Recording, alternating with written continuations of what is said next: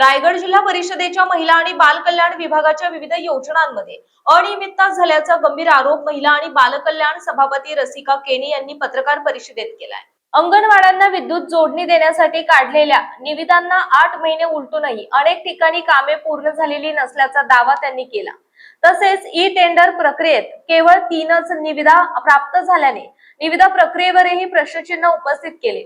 अंगणवाड्यांमध्येही वितरित होणारे साहित्य आणि पोषण आहार निकृष्ट दर्जाचा असल्याचा आरोप करताना केनी यांनी प्रत्यक्षात 25% साहित्य वितरण करून 100% निधी खर्च झाल्याचे दाखवले जात असल्याचा दावा केला। तसेच अंगणवाड्यांसाठी उपलब्ध करून देण्यात आलेला सोलर पॅनल बसवण्यात न आल्याने ते पडून राहिल्याचं त्यांनी सांगितलं। या सर्व प्रकरणांची चौकशी करण्याची मागणीही त्यांनी केली।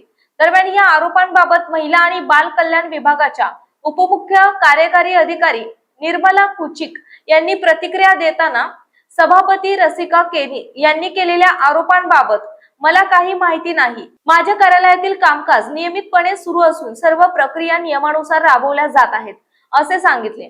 यामुळे महिला आणि बाल कल्याण विभागातील कामकाजाबाबत आरोप प्रत्यारोप सुरू झाले असून या प्रकरणाची चर्चा जिल्हाभर सुरू आहे। रसिका राजा केणी, सभापती महिला व बाल कल्याण विभाग।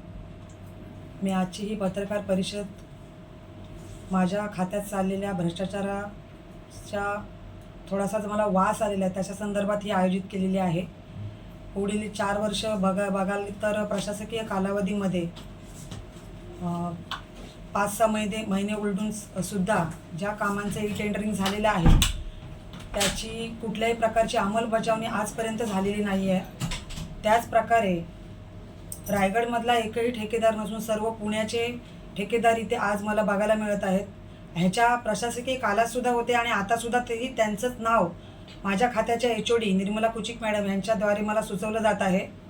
त्याच प्रकारे खाऊ वाटप असू द्या, गणवेश वाटप असू द्या किंवा गरोदर मातांना किट वाटप असू द्या, ह्याच्यामध्ये सुद्धा मोठ्या प्रकारचा भ्रष्टाचार मला इथे दिसून येत आहे। 100% वाटप न होता फक्त 25%चं वाटप होऊन बाकीचं वाटप हे न करता त्याची बिलं खाल्ली जात आहेत। मग त्यांच्या हाताशी जे काही शासकीय कर्मचारी असतील त्यांच्या संदर्भातून हे सर्व कामं माझ्या खात्याच्या HOD निर्मला कुचिक मॅडम यांच्याद्वारे केल्या झाल्याचा संशय मला येत आहे। आणि माझी शासनाला एक विनंती असेल की जर महिला बाल कल्याण एक चांगलं म्हणजे खातं, जे महत्त्वाचं खातं म्हणजे बालकांचं जे खातं आहे की त्याच्यामध्ये खूप प्रकारची काळजी घेतली पाहिजे, त्याच्या संदर्भातच जर एवढा मोठा भ्रष्टाचार इथे होत असेल तर अशा HODंवर म्हणजे शासकीय कर्मचाऱ्यांवर कारवाई व्हावी असं माझं प्रामाणिक मत आहे आणि विनंती आहे। किती कोटीचा भ्रष्टाचार? जवळजवळ 2.5 कोटीचा भ्रष्टाचार या वीज जोडणीच्या प्रकल्पात तर मला दिसून येत आहे। आजपर्यंत अंगणवाड्यांना ही वीज जोडणी व्हायला पाहिजे होती। मे महिन्याचा सीझन गेलेला आहे आणि आता पावसाळा चालू झालेला आहे। ही वीज जोडणी खरं म्हणजे मे महिन्यात त्यांना आवश्यकता होती। ती सगळ्या टेंडरिंग होऊन सुद्धा तर मग ती वीज जोडणी का झालेली नाही हा असा प्रश्न माझ्या खात्याच्या HODना आहे। त्याचबरोबर अन्न भेसळीचा आपण म्हटलं की शाळेत तू खातोय, अन्न भेसळीचा प्रश्न तुम्ही बघायला गेलात तर GB मला हा बऱ्याचशा जिल्हा परिषद मेंबरनी विचारलं होतं। त्याचं उत्तर मी दिलं होतं की मी या खात्याचा पदाभार आत्ताच स्वीकारला आहे, त्याच्याबद्दल काय त्याची माहिती घेऊन मी तुम्हाला त्याची माहिती कळवेन। तर आता तसं बघायला गेलात तर तो खाऊ निकृष्ट दर्जाचाच आहे आणि तो तुम्ही बघायला गेलात तर त्याची पॅकेजिंगसुद्धा एक म्हणजे एकदम घाणेरडी प्रकारची आहे आणि तो खाऊ तुम्हाला कचऱ्याच्या कुंडीत बघायला मिळत आहे।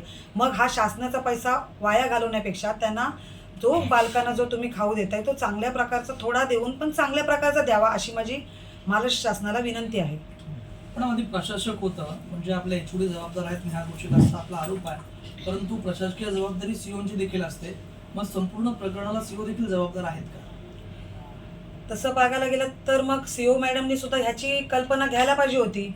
जर ह्या खात्यामध्ये 4 वर्षाचा प्रशासकीय कालावधी होता तर ह्याचा जर तुम्ही म्हणत असाल की COंवर ही सगळी जिम्मेदारी होती तर COंनी ह्या बाबतीत माहिती का घेतली नाही किंवा ह्याचा विचार का केला गेला नाही? कारण हा तुम्ही बघायला गेलात तर लहान मुलांचा एकदम सोज्वळ प्रश्न आहे आणि तिथे चांगल्या प्रकारचा खाऊ तिथे तुम्ही वाटप करायला पाहिजे होतात। मग तो 4 वर्षात का केला गेला नाही असा माझा COनच देखील प्रश्न आहे।